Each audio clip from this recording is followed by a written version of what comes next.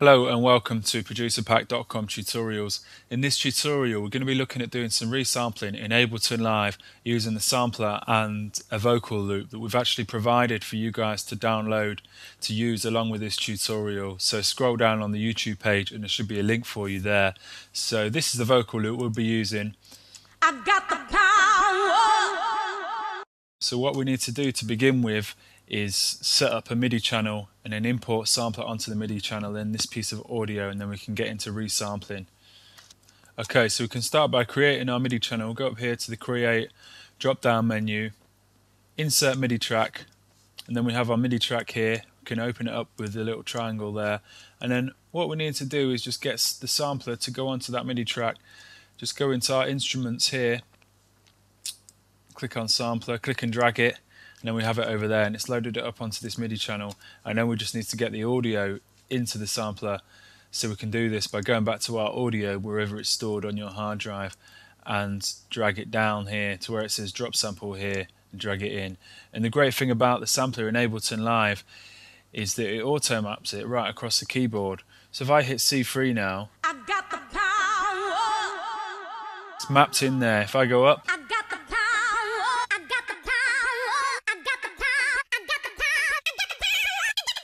you know, and if I go down as well, it's mapped down there. C2 I think now, which is just great for resampling. We've just got the audio mapped right across the keyboard straight away.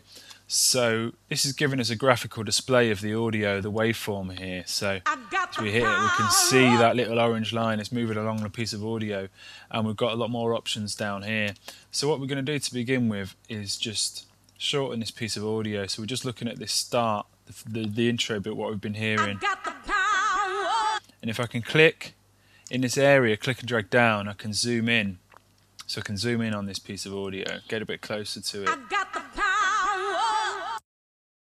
And this is the end point of the sample here, what I'm dragging over. So if I drag this right over here, stops there. So we can start editing this. Is really cool, and there's more features down here that we can start getting into now. So there's stuff like we can reverse the sample here. This is telling us which sample we're using, which is vocal 128 BPM. And over here we've got the volume of the sample, so we can increase the volume. It displays that in the waveform here. You can see the the volume's getting much louder now. Double click on this kind of red triangle and it resets that value. And we've got sample start, so we can move the start of the sample a little bit later here now.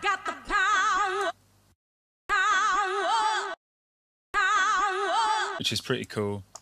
And over here, which is I really like about the sampler, is the sustain mode. So at the moment it's just going to play it through once. And as soon as I hit that, I start getting all these loop options become available to me.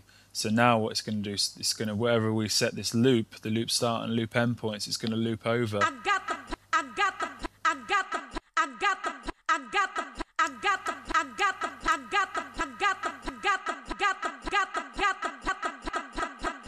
So which is pretty cool. And if we go into this next kind of box here, which is the forward and backs, basically what it's going to do is rather than looping forwards, it's going to loop and then reverse the loop and then loop over again like so.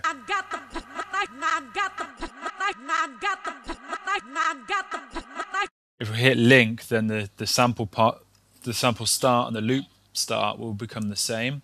So what we're going to do is basically we're going to let the vocal play through, and then we're going to start looping some of this section of it.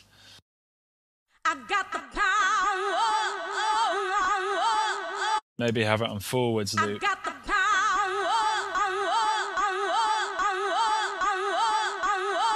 If I start playing with these loop end and loop start points,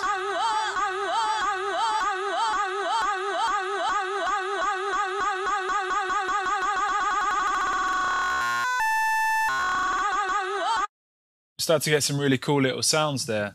So we can take this a step further by introducing some kind of pitch oscillation, some filters, and also some LFO modulation as well to just enhance this kind of resampling method a little bit further.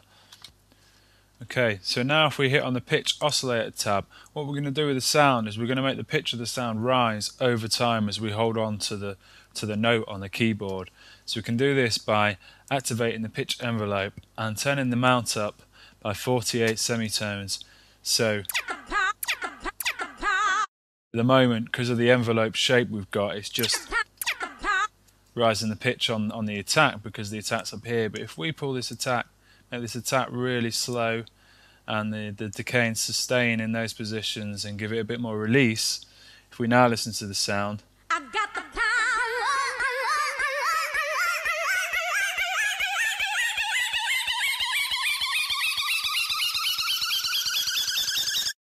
get this really cool like pitch rise, and we're actually turning the vocal into more of an uplifter type sound.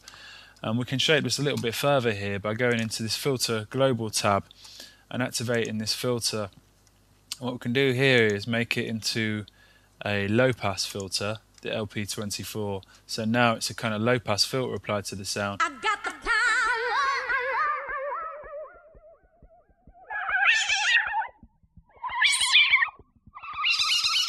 Could be really cool for just automating some of these effects if we wanted to automate them.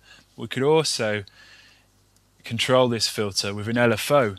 So if we can go one step further with this sound and go into the modulation section, activate the LFO, and these are the kind of modulation routing options here. So we can kind of like route the pitch to the LFO, the filter, the volume, or the pan, but we're going to use the filter that we've just activated.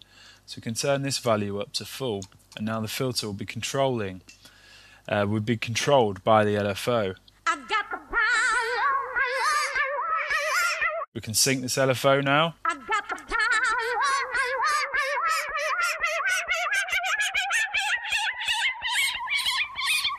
The quarter notes, and we can also take the attack back of this LFO, so the LFO is not going to kick in initially, it's going to take a little while to kick in.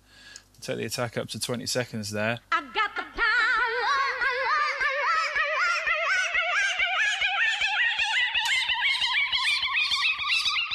we see the kind of LFO rate on the filter starts to kick in a little bit later,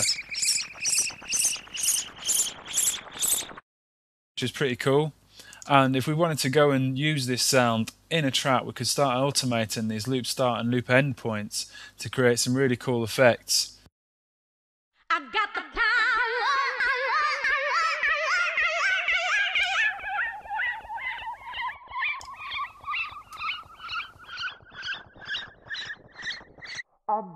A bit further down the keyboard.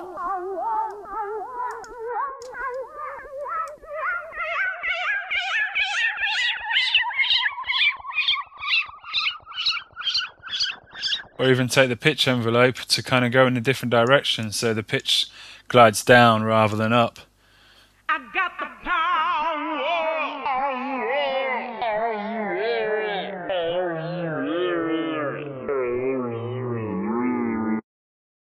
And also automate the start and end points of the loop to create even more interesting kind of rise effect. So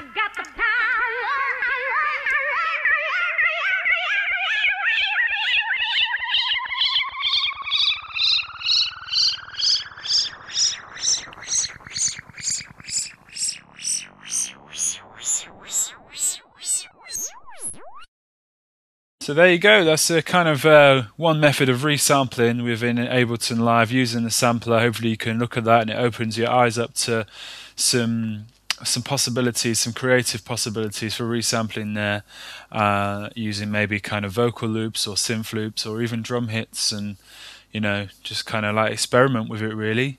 So I hope you enjoyed this tutorial. I hope you found it insightful. If you've got any questions about the tutorial, then give us a shout.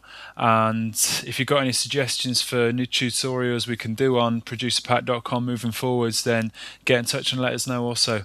Alright, thanks for listening. Cheers, bye.